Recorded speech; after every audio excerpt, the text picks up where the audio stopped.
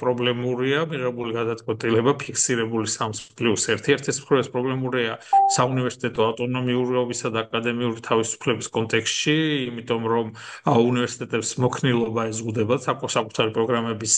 საჭიროებებიდან გამომდინარე შედგენილ და ფიქსირებულია 3+1. შესაბამისად ავტონომიურობას აკადემიურ თავისუფლებას აზიანებს, რაც პრობლემატური იქნება მათ შორის ევროპულ სტრუქტურებში ხარისხის უზრუნველყოფის შესაბამის სტრუქტურებში გაერთიანების თვალსაზრისით, ამავე დროს პრობლემური იქნება მაგისტრატურა ერთწლიანი, რომელიც ევროპისა და ამერიკის შეერთებული შტატების ძირითად უნივერსიტეტებში არის ორწლიანი, ერთწლიანი არა მხოლოდ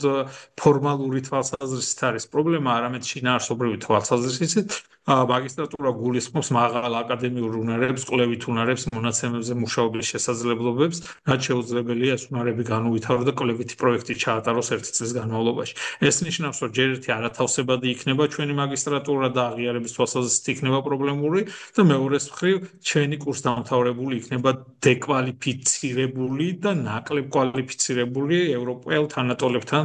შედარებით და როცა მთელ სოფლიოში მიდის ტენდენცია პირიქით გახანგრძლივების სწავლების, რომელიც გულისხმობს, რომ სასკოლო განათლების 12-13 წლამდე ფიქსირება, შემდგომ 3-4 წელი ბაკალავრიატი და 2 წელი მაგისტრატურა და საშუალო ასაკი და ახლობით 25-26 წელია მაგისტრების, როდესაც უკვე